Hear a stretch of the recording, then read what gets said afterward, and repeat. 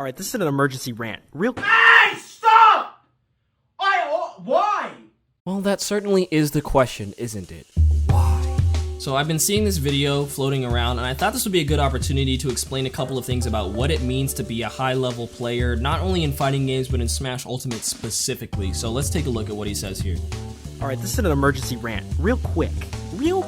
There's an issue I'm seeing with low tier mains, alright? Shut the fuck up. You guys are carried as fuck, alright? Not in the traditional sense, though. Not in the I'm gonna get the best results possible. No. You're gonna get one lucky upset, and you're gonna piss me the fuck off by beating me because I don't know how to deal with your character. So his main argument here is that low tier mains get better results, or they get a spike in results by beating a higher level player, because that high level player is unfamiliar with what that low tier character is capable of or what setups they have. The main problem with this argument is a couple of things. Number one, you need to understand how a tier list works. A tier list is just a ranking of characters, how good they are compared to each other. Just because a character is at the bottom of the tier list doesn't mean that they're unplayable, it just means that compared to the top level, they're not as good. Now in a game like Melee, if you're playing a low tier character, you're not going to win against a Fox or a Falco or a Sheik or a Marth. You just can't do it because the character doesn't have those tools. That's why they're at the bottom of the tier list, and those characters are just straight up unplayable. Now that doesn't apply across the board, it's not universal. Because a character's at the bottom of the tier list in Ultimate doesn't mean that they're unplayable or they can't win a game against, let's say, Pikachu or a Joker, commonly considered some of the best characters in the game. They can do that.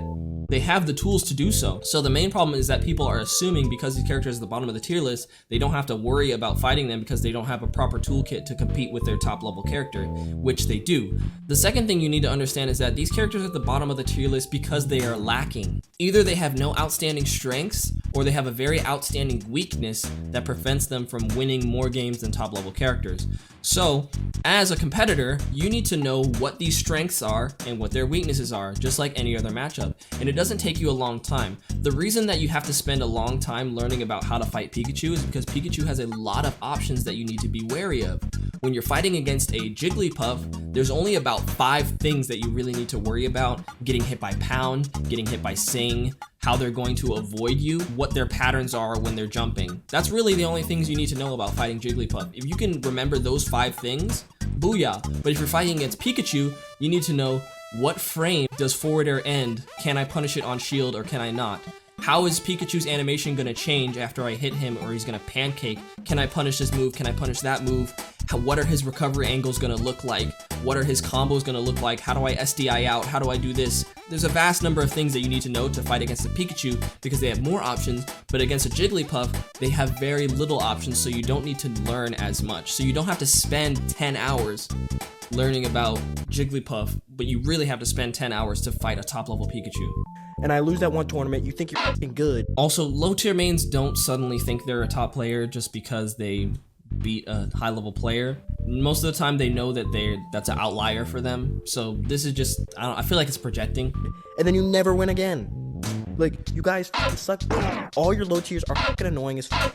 K. Rool, Isabelle, Little Mac. Like I said, these characters have not very many options, so you only have to learn a couple of things. So like, for King K. Rool, you really just need to know his win condition, which is hit you with Crown, hit you with Blunderbuss, or grab you, or dash attack you. That's really all he can do. His neutral game is very limited because he has to rely on his Crown and his Blunderbuss. If he's approaching you with aerials, they're not safe on shield, you can punish. If he's approaching you with dash attack, it's not safe on shield, you can punish. If he's approaching you with dash grab, just jump, get away from it. If you're fighting against Isabelle I wouldn't consider to be a very low tier character. She actually has a lot of options that you have to think about. She has Slingshot, she has the down B, her up B is very good. She has the side B that can pull you. Things to know about Isabelle: learn how to avoid the Slingshot. There's plenty of Isabelle players that you can practice against. Learn how to deactivate the mine. You can hit it to deactivate it. Learn what moves are safe on shield, and learn how your character can abuse Isabelle's recovery because she can be edgeguarded despite her recovery being very good. Little Mac is another character that doesn't have very many options. The only thing you have to worry about with Little Mac is that his smash attacks are all safe on shield and you should not try to challenge them. And once you get him off stage, he's very vulnerable off stage. Even though he can side B into his up B very often doesn't snap the ledge. So if you have a move that hits below ledge, you can kill Little Mac. And if you hit him far enough off stage, out of his side B, just He's just done. Literally, if you watched like 2 VODs of Little Mac playing, you'll start to get the gist of what they like to do in neutral, which is like dash up, down tilt, or like just run up and smash attack your shield. Bro, all these characters are fucking lame. Little Luigi, bro, like... Luigi. Here's another thing. Smash Ultimate has been out for 2 years, and you haven't learned the Luigi matchup. You're getting upset by low-level Luigis.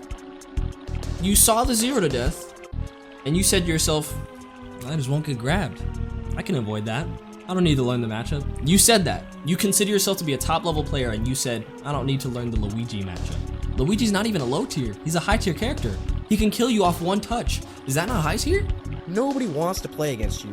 All I want to play against is Lucina, Wolf, Inkling. Top tiers, bro. Top tier.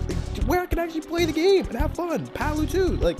So this mindset is a mindset that a lot of competitors have in any fighting game. It's the idea that if you're playing a fighting game, you want to be interacting with your opponent and enjoying the game, doing cool things like executing combos, blocking attacks, things like that. But if you're playing against a character that's low tier, like I said, they don't have very many options to attack you in neutral. The reason that you're having more interactions with a character like Lucina or Pikachu is because they feel safe in approaching you, and they're very strong in neutral, so they're gonna want to interact with you so they can get their very highly damaging combos.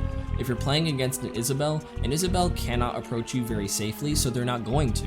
They don't have very many options, or a Jigglypuff, they don't have very many options to approach you and apply pressure. When you're approaching the game from a mindset of I want to have fun and I want to interact with my opponent, that's where you lose to the low tier main. And the main problem with that mindset is that if you're trying to compete at a high level, at the top level and win, you need to throw away this idea of I want to have fun. Competition should not be fun for you. Having fun and competing at a high level, 2 entirely different things.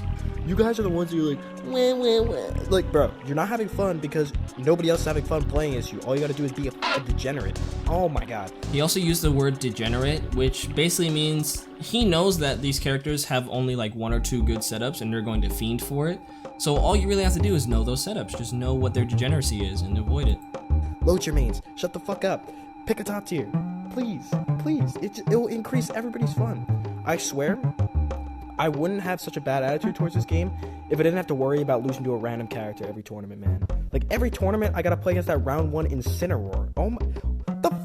There's 80 characters in this game. I can't know all these matchups. Now here's the real kicker. He says that there's 80 characters in Smash Bros. Ultimate, and he cannot be expected, if he's a high-level player, to know all of these matchups. My main argument is that if you want to consider yourself a top-level player, you have to know all matchups in the game.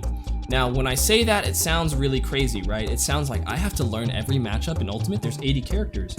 Well, like I said before, some characters you have to spend a lot of time studying because they have a lot of options that you need to worry about, and some characters you have to spend very little time studying because there's only a few things that they can do to you that you need to worry about. So if you're studying how to beat Joker, you're gonna spend 10 to 20 hours studying how to beat that character because he has a lot of options. If you're studying how to beat Little Mac, you're gonna spend about 30 minutes figuring out what that character can do and how easily your top tier can exploit it. If this sounds daunting to you, the work has already been done. Someone already did it for you. At the very least, you could take about 30 minutes out of your day and watch this video by Banana Boy where it literally explains how to beat every character. He goes through their win conditions and how to exploit their weaknesses. Boom. You're telling me it's been 2 years of Ultimate, you can't watch this one YouTube video and learn a couple matchups, play a couple friendlies. Also, character discords exist. If you don't know how to fight against Little Mac, there's literally a community of Little Mac players that are waiting to play with you.